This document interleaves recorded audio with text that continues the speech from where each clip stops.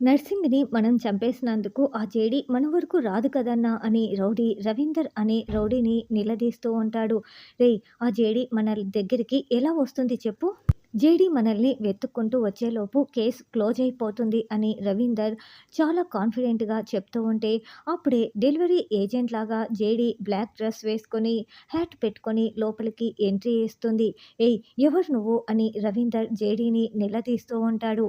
మీకు డెలివరీ వచ్చింది సార్. నేను డెలివరీ ఇవ్వటం కోసం వచ్చాను అని జేడీ చెప్తుంటే, ఏమొచ్చింది? ఎక్కడి నుంచి వచ్చింది? అని రవీందర్ అంటాడు.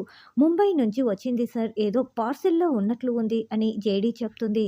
మీరిక్కడ సైన్ చేస్తే వెళ్ళిపోతాను అని ఒక పేపర్‌ని అతని చేతికి ఇస్తుంది. అతను సైన్ చేస్తూ ఉంటాడు. ఈ లోపల జేడీ బ్లూటూత్‌లో రవీందర్ ఇక్కడే ఉన్నాడు కేడీ. వీడిని పట్టుకుంటే పాటిల్ కేస్‌లో మొత్తం ఆధారాలు బయటికి వచ్చేస్తాయి. అందరిని పట్టుకోవచ్చు అని మెల్లగా చెప్తూ ఉంటుంది. అప్పుడే అక్కడ ఉన్న ఇంకొక రౌడీ జేడీని గుర్తుపట్టేస్తాడు. "అన్నా వచ్చింది డెలివరీ గర్ల్ కాదు జేడీ అన్నా" అని చెప్పటంతో, "జేడీనా? నువ్వేనా జేడీ? రేయ్ వేసేయండ్రా దీన్ని" అని రవీందర్ అరుస్తూ చెప్తూ ఉంటాడు. ఇదంతా కూడా కేదార్ ఫోన్‌లో వింటూ ఉంటాడు. రౌడీలందరూ కూడా జేడీని చుట్టుముట్టేస్తారు. హలో! హలో! జేడీ అని కేదార్ పిలుస్తూ ఉంటాడు. అయితే జేడీ దగ్గర నుంచి రెస్పాండ్ లేకపోవటంతో జేడీ గురించి వాళ్లకు తెలిసిపోయింది. పదండి వెళ్లి కాపాడదాం అని కేదార్, కిరణ్, రమ్య ముగ్గురు పరుగులు పెడుతూ లోపలికి వస్తూ ఉంటారు.